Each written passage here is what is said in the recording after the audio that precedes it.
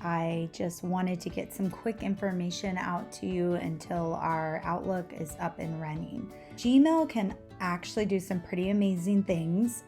So I wanted to go through it with you and show you how you can maximize Gmail and Google Calendar as well as Google Keep. So what you're going to do first of all is, if your screen looks like this, then you might want to go ahead and click on the settings button up at the top.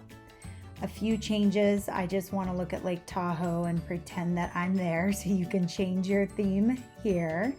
And then I recommend going down, and I really like this, splitting the reading pane so that my message is to the right of the inbox. So I would mark that. Then I would click See All Settings. And when you go into your settings, if you scroll down, you can actually set your signature right here where it says signature. The way you're going to do that is you're going to click Create New, title it, and then create the signature how you want to create it, whatever you want to add to it. You can add links to it the same way as I've taught you before, where when you highlight it and click Control K, you can add a link, or you can press down here and add a link after you have highlighted it. You just type the link in there and click OK. Then you'll want to come down to this section and it will say for new emails use, and you'll select whichever signature you want to use. You'll want to do that here, here, and then click here where it says insert signature before quoted text in replies, blah, blah, blah, blah, blah. Then you will go all the way down to the bottom and you'll click Save Changes. I'm going to click Cancel because I don't want anything on mine to change. The next thing that you're going to do is you can actually stretch this if you want it bigger or smaller. And whenever you click on an email, you'll see that it pops up here. So now I can see my emails on the left, just like kind of how we had it in Outlook. Again, I can bring my arrows so that it becomes this double arrow, and then I can slide the message bigger or smaller. So I normally like it to be where the message is bigger.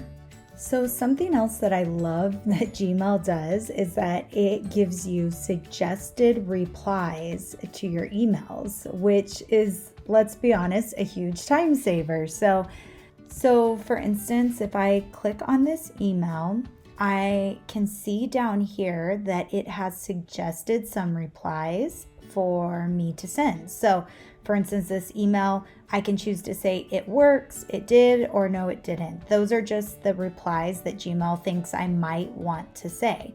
So I can click on one of them and it will start my email with that response.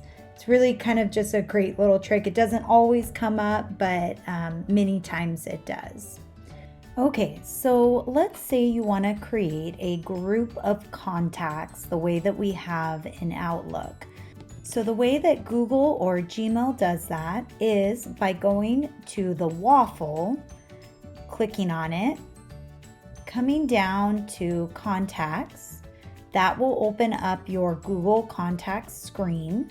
And once you're in the Google Contacts screen, what you're going to want to do is create a new label. So let's say, for instance, if I wanted to create a label for Virtual Academy Teachers, and I'm going to click Save.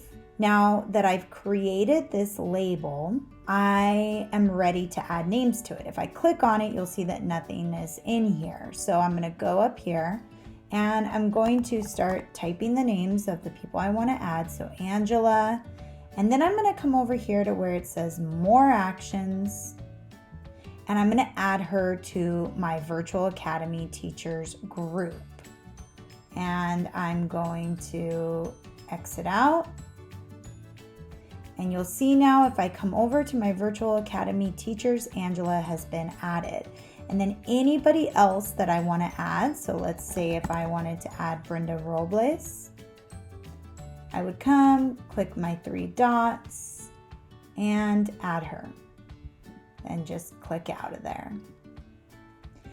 And you can see she's been added as well. Another way that I could do this is, let's say if I decide I want to add Ruth Ann, I can type in her name, check the box, click Manage Labels, and add her name.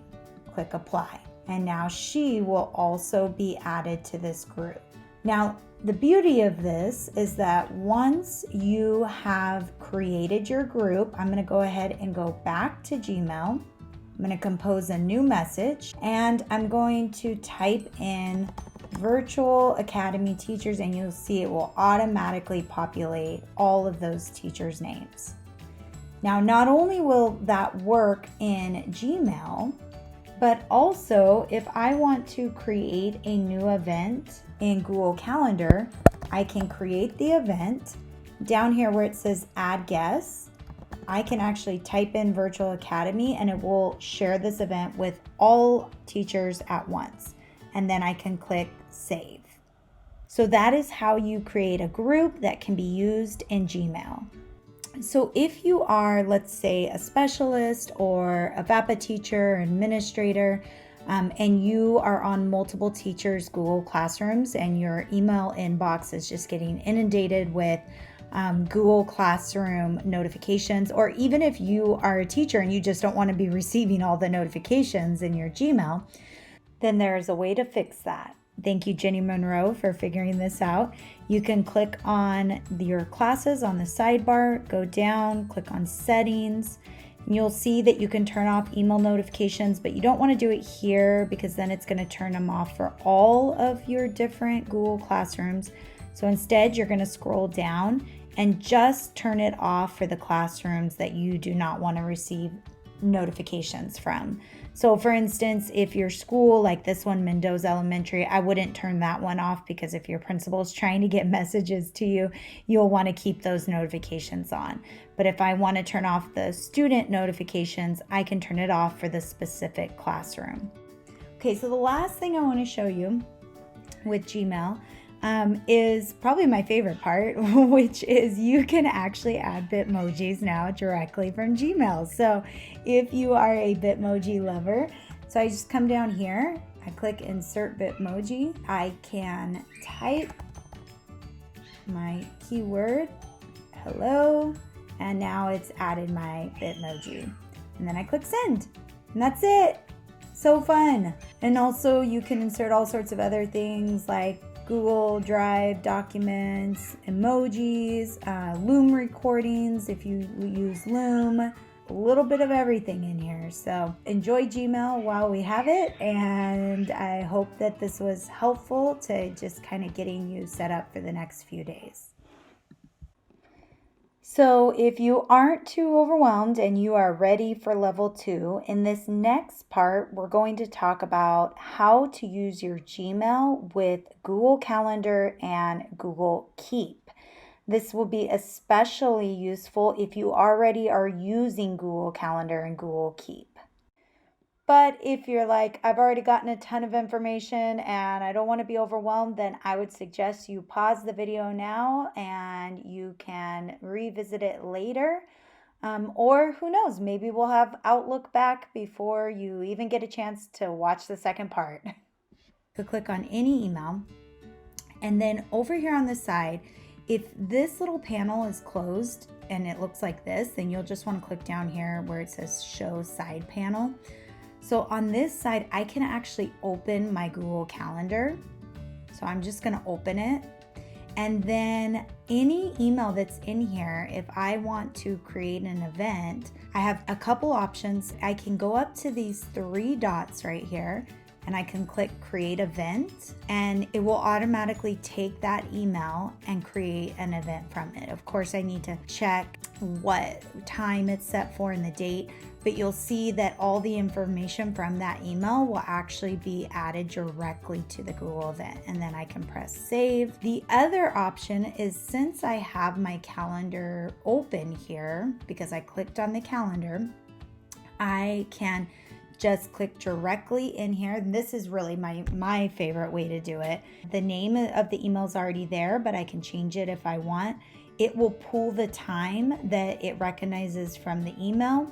and it will set the rest of the calendar event. In addition to that, I can add guests or share the calendar event with other people. So for instance, I could add Edgardo here and his name pops up.